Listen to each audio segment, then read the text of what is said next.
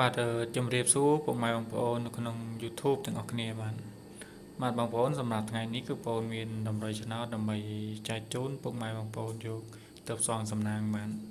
ចឹងតែកាលពីម្សិលមិញគឺបងរំលងមួយថ្ងៃដោយសារបាទថ្ងៃឆ្លងឆ្នាំណាបងប្អូនណាបាទឆ្លងឆ្នាំថ្មីអញ្ចឹងទេបងបានធ្វើតម្រុយទេ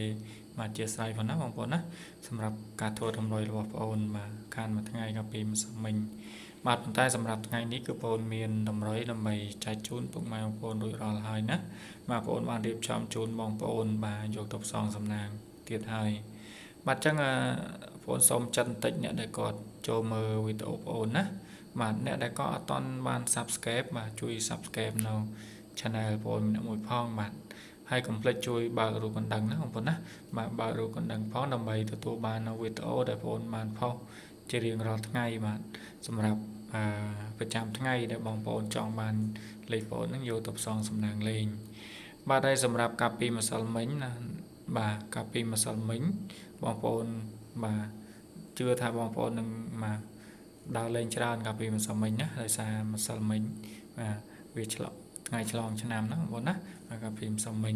បាទអញ្ចឹងសម្រាប់ថ្ងៃនេះបាទអញ្ចឹងបងប្អូនសូមយកហេងតែម្ដងសម្រាប់ថ្ងៃនេះបាទសម្រាប់ថ្ងៃនេះបងប្អូនបានត្រៀមជូនពុកម៉ែបងប្អូនរួចហើយបាទអញ្ចឹងកុំឲ្យបងប្អូនក៏រងចាំយូរណាសម្រាប់តម្រុយថ្ងៃទី2បាទខែ1បាទឆ្នាំថ្មីបាទអញ្ចឹងជូនពរហេងហេងទាំងអស់គ្នាបាទអញ្ចឹងយើងចូលទៅមើលតម្រុយរបស់បងប្អូនទាំងអស់គ្នាបាទបងប្អូនសម្រាប់តម្រុយថ្ងៃនេះណាបងប្អូនណាបាទសម្រាប់តម្រុយថ្ងៃទី2បាទខែ1បាទតម្រុយឆ្នោតបងប្អូនបាទគឺមានចំនួន2វេនដើម្បីចែកជូនពុកម៉ែបងប្អូនយកទៅផ្សងសំណាងលេងបាទបងប្អូនអាចយកទៅផ្សងសំណាងម៉ោង 4:30 នាទីនិងម៉ោង 6:30 នាទីបងប្អូនអាចយកគុណប៉ុសណា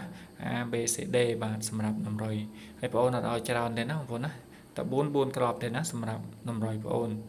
បាទអញ្ចឹងសម្រាប់ថ្ងៃនេះបាទលេខភាគរយល្អសម្រាប់ពុកម៉ែបងប្អូនយកទៅផ្សងសំណាងបាទអញ្ចឹងសម្រាប់ថ្ងៃនេះគឺមាន14បាទ05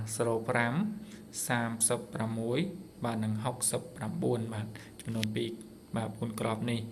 បាទសម្រាប់លេខអូខ្ទង់បាទគឺមានអូខ្ទង់0បាទនិងអូខ្ទង់6ណាបងប្អូនណាបាទអូ0និងអូ6បាទសម្រាប់លេខ3ខ្ទង់គឺមាន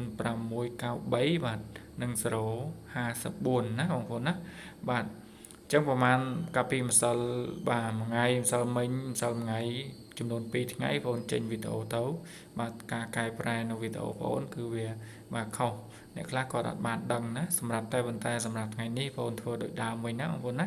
បាទសម្រាប់ថ្ងៃនេះគឺវីដេអូបងដូចដើមវិញបាទធ្វើបាទតម្រុយឲ្យបងប្អូនយកបាទទៅផ្សងសំណាងងាយស្រួលមើលណាបងប្អូនណាងាយស្រួលមើលវិញបាទចឹងសម្រាប់ថ្ងៃនេះបាទជូនពរពុកម៉ែបងប្អូនហេងហេងសម្រាប់ថ្ងៃនេះបាទអរគុណច្រើនចំពោះការតាមដានវីដេអូបងបាទយើងចាំជួបគ្នានៅវីដេអូក្រោយទៀតបាទ